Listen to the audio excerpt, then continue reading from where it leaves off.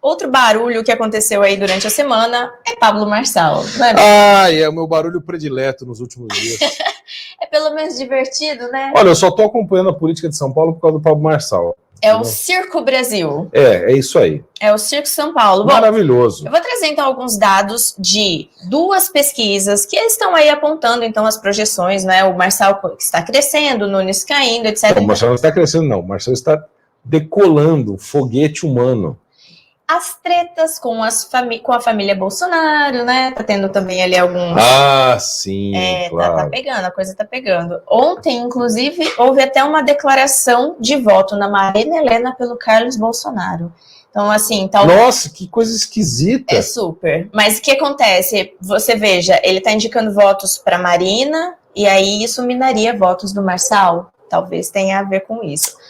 Vejamos. Tá. Vamos lá. Ó, então, uma primeira pesquisa que eu vou trazer é da Atlas Intel, em que o Marçal cresce nas intenções de voto. Uhum. A nova pesquisa divulgada na quarta-feira, dia 21, pela Atlas Intel, mostra que o candidato Pablo Marçal subiu 4,9 pontos percentuais nas intenções de voto pela Prefeitura de São Paulo desde o último levantamento publicado pela empresa no dia 8 desse mês, mesmo agosto. Segundo o estudo, a corrida eleitoral é liderada por Guilherme Boulos com 28,5%, seguido por Nunes com 21,8%. Pablo Marçal com 16,3% e a Tabata com 12%. Eu quero já emendar aqui, Bernardo, na Datafolha, a pesquisa, tá? Marçal sobe e empata com Nunes, Boulos está em primeiro. A pesquisa Datafolha, divulgada ontem, quinta-feira, dia 22, com as intenções de voto para prefeito de São Paulo, mostra o deputado federal Guilherme Boulos na frente, com 23%, o empresário Pablo Marçal já com 21%, e o prefeito Ricardo Nunes com 19%. Então, segundo a Datafolha, é até menor a intenção de voto no Nunes. Deve ser menor ainda. Em seguida, estão o apresentador exato da Atena, com 10%, e Tabata Amaral, então agora nessa Datafolha, menos que o da Atena, com 8%. A margem de erro da pesquisa é de 3 pontos percentuais para mais ou menos, e Marçal cresceu para a extensão de 14 para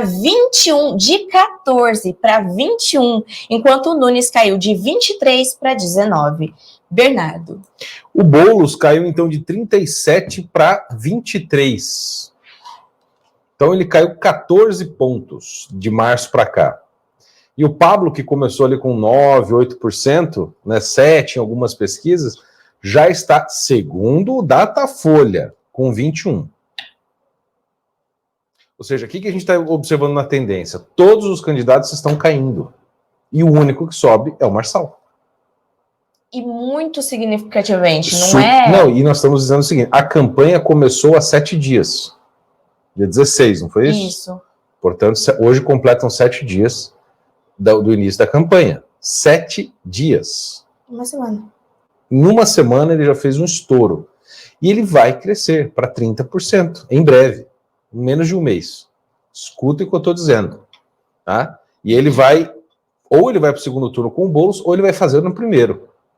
Quando ele fala que ele vai ganhar no primeiro turno, esse cenário não é irrealista, gente.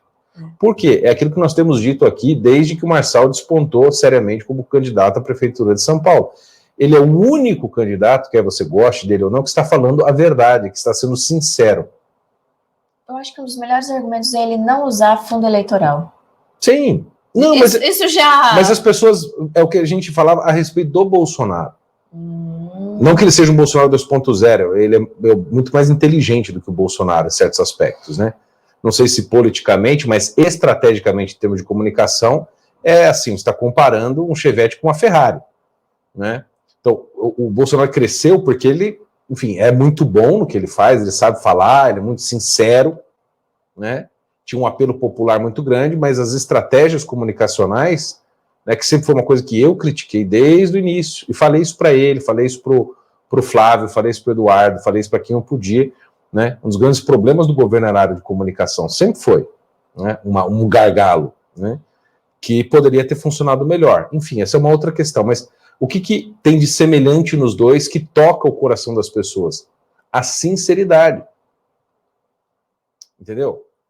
Pode ser a sinceridade para manifestar as ideias loucas que você julga que ele tem. Mas ele está falando do coração dele. Eu não consigo não ver isso.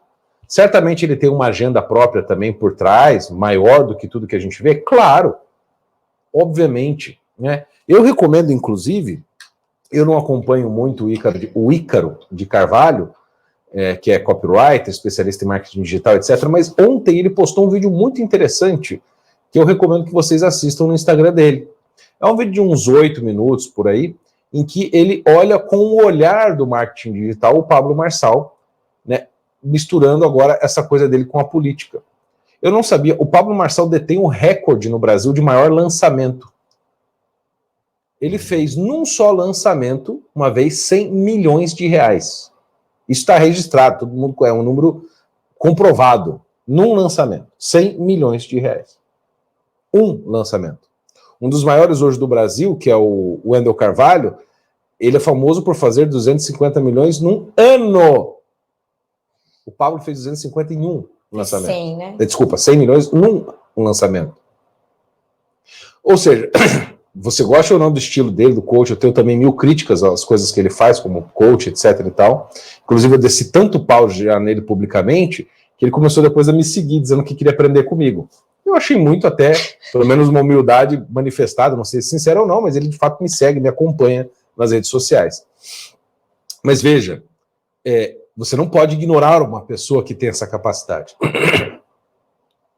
Que ele, aquela história que o Marçal começou a aparecer em todas as redes sociais com o pessoal tirando o sarro dele, aquilo foi ele que fez. Ele se inspirou num americano chamado Andrew Tate, que foi em 2022 o homem mais buscado no Google. Mais do que o presidente Biden, mais do que qualquer pessoa no planeta. O Andrew Tate foi a pessoa mais buscada no Google em 2022. E sabe qual que é o mais esquisito? O Andrew Tate não tinha rede social. O Andrew Tate não tinha perfil em nenhuma rede social dele. Mas o que o Andrew Tate fez? Ele pagava pessoas por views, por um monte de critérios para falarem dele. Fazer vídeos, recortes, memes, etc e tal. Ele criou uma espécie de constelação de pessoas que falavam dele, bem ou mal. Mas a pessoa aparece, né? Que não é visto, não é lembrado, é velha história. E o Marçal, ele já admitiu isso publicamente, ele aprendeu com o Andrew Tate essa técnica e foi o primeiro a aplicar no Brasil em criar essa constelação de pessoas falando dele. Então, aquela coisa de falar mal, quando ele viu que tinha vídeo com 40 milhões de visualizações e 40 mil comentários, ele falou, é assim que eu vou entrar na cabeça das pessoas. Por isso, todo dia o Pablo Marçal... Isso é tudo criação dele, gente. Não pense que ele estava querendo fazer essa coisa de parecer idiota, né? Ele não é bobo. Ele paga até hoje, esses jovens. Ele fazia competição de meme, competição de quem fazia o meme mais engraçado, né? Quem conseguia mais visualização. Ele pagava, e muito bem. Alguns chegavam a receber 10, 15, 20 mil reais por mês. Domínio dessa ferramenta que é mídias sociais. A constelação de publicações, cortes, etc e tal. Então, ele subiu e apareceu na coisa. Certamente aquilo foi uma preparação para a campanha, né? Ou seja, nós estamos lidando com este tipo de gente. Então, Boulos, Nunes, Tabata, Datena, a Marina, etc., não tem o mínimo conhecimento disso. Eles não dominam zero, os 0,5% do que o Marçal domina no campo de comunicação. Você goste ou não dele, ele é um fenômeno. E aí, a cada 2 anos, ele se projeta publicamente num cargo público, como ele fez para presidente, depois venceu como deputado e foi cassado, né? Impugnaram a candidatura dele, mas ele venceu como deputado. E muito bem. Ele é cada vez mais conhecido. Sendo cada vez mais conhecido, ele consegue vender mais cursos, ganhar mais dinheiro. Então, agora ele criou um sistema que se retroalimenta. A política alimenta o negócio alimenta a política. E tá tudo bem, não tem nada de moral nisso, até onde eu consigo ver. Né? A técnica que ele encontrou, né? Nessa forma de dominar a mente das pessoas. Porque você vê uma pessoa que não gosta dele, uma pessoa que gosta, mas tá todo mundo falando dele. Eu lembro da época de deputado, ele filmava a pessoa e tentava ganhar o voto ali. Durante aquele vídeo, abordava a pessoa e assim, tentava convencer. Ou seja, ele tem mais views e mais interação na rede social do que todos os candidatos juntos, somados. Verdade mesmo.